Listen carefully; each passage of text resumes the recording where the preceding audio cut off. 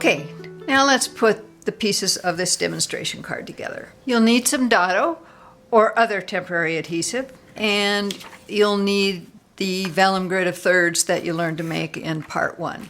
I already have some of the layers Dadoed together from earlier steps, but by building the entire card this way, I'll be able to step back and see how the total design comes together. I'm going to show you 2 versions of the card using different embellishments. First, I'll put together the one that we did with ribbons. So if I hadn't already done so, I would start by scoring and folding the card base and crease it with a bone folder. The reason I score first is that I'll get a cleaner fold, and this is especially important if my fold is against the grain of the cardstock. I'll go ahead and provide a link to a video on making paper grain work for you, so you'll understand what I mean by the grain. I've already Dadoed these 3 layers together, and I'm going to need to take them off of the card base because I need to attach the ribbons before it goes on the card front. For now, I'm just going to lay the ribbons in place. And I'm used to getting a sense of what the design's going to look like without necessarily tucking the ends under and adhering them temporarily. So it's up to you whether you do that or not. I did use some Dado to adhere the Blackberry Bliss to the white organza, so that'll make it easier.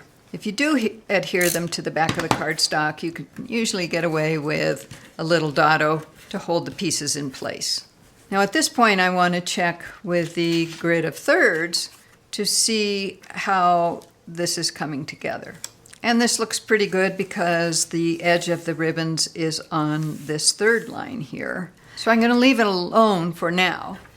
Next, I'll lay the focal point on the ribbons, and I see that the ribbons need to come over a little bit to line up with the leaves that are sticking straight up.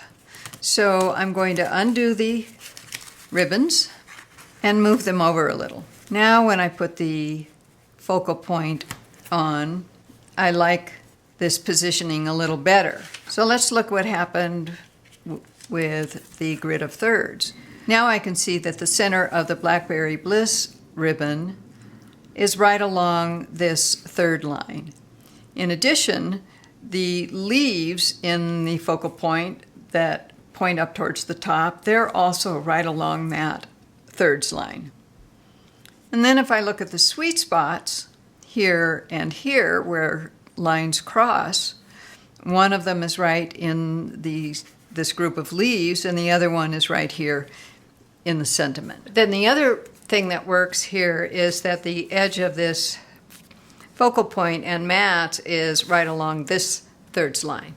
When you use the rule of thirds on a card, even a design as simple as this one is going to be great, as the eye finds it very harmonious. I can still play with the position of the elements if I want. For example, you might wonder what it would look like if the focal point were centered on the background. And that's okay. I don't think the ribbon works very well in this position, so I'm going to move it over, see how I like that. It's okay. Not great. Let's look at it with the grid of thirds. You can see how the vertical line that goes through the ribbon and the leaves really doesn't hit this third line. The sweet spots here are utilized by the sentiment and the leaves at the bottom, but it still doesn't quite do it for me. So one thing I could try is turning the ribbon so that it's horizontal instead of vertical, and put the focal point in the middle. I think there's too much dark ribbon showing and that it detracts from the focal point. So my preference remains with the original positioning because it utilizes the rule of thirds so well. I just wanted you to see how you still have the option of experimenting with the elements. Here's another quick example using this flowery meadow card.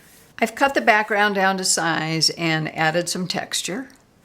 And when I see these pieces together, I realize there's not enough space above and below the focal point. It looks a little crowded. Plus, there's a lot of extra room on the focal point. So I'm going to go ahead and cut it down.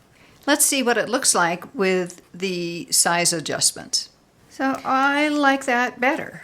There's a little more room at the top and the bottom, and it doesn't fill the background quite as much. I could even put it off to one side, as I often like to do, and leave a little more background showing here. Let's see what it looks like with the grid of thirds.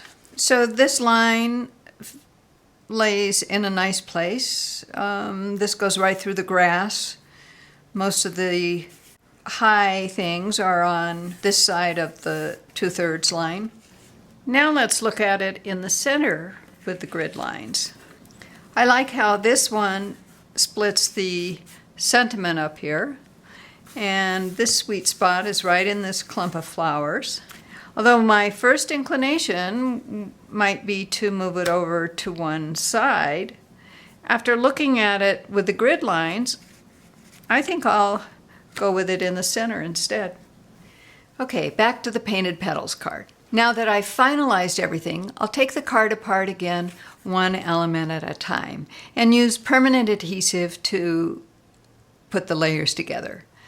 I'm not going to show all those steps since you probably know how to adhere layers already, but I'll describe them for you. First, I would change the adhesive on the artwork and mats, then set that aside.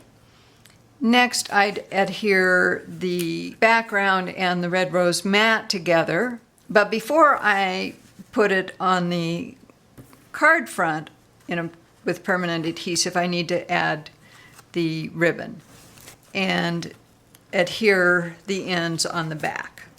So before I permanently adhere the ends, I'm going to check the position again with the vellum. There. Now the blackberry ribbon is right along that third line. So I want to hold this in place really carefully while I slip some adhesive under the ribbons, just to make sure that it stays lined up along that third line. Once the ribbons are in place, now I can put permanent adhesive on the back of the rose red layer and adhere it to the card front. Next, I would add the artwork and the mats, and I usually like to use dimensionals so that it pops up a little above the background and the ribbons, and this just creates more texture and depth. So I will check the position again with the grid of thirds, although I can already see that these leaves line up with the center of the ribbons, and the grid just confirms that. Okay, let's look quickly at the second version, which uses the flower background and pearls. As I look at the design now, I'm not sure I like the pearls. My attention sort of gets stuck on them and doesn't lead me back to the rest of the design. It's a subtle thing, and you may not see it the same way I do, but I decided to try it with the candy dots instead. Since I didn't press down on the pearls real hard yet, they're fairly easy to remove using the tip of my knife and my finger. The adhesive is kind of stretchy, and if you pull gently, it will come off without tearing. But I cheated. I already have another background prepared with the candy dots. And I'm going to put the focal point on. Now, I like that a lot better because my eye follows the arc of the flowers, comes down to look at the candy dots, and then that leads me right into the rose red background, and that helps bring the whole design together for me, better than the pearls did. So the vellum grid of thirds is very handy in finalizing a design. Over time, you may not need it as much because you'll train your eye to see or to feel the harmonious positioning. When you do check it with the grid, you'll start finding that you've used the rule of thirds naturally because that's just what feels best. There you have it, the step-by-step process for designing cards. I have a few closing remarks for you in the next video, and I'll see you there.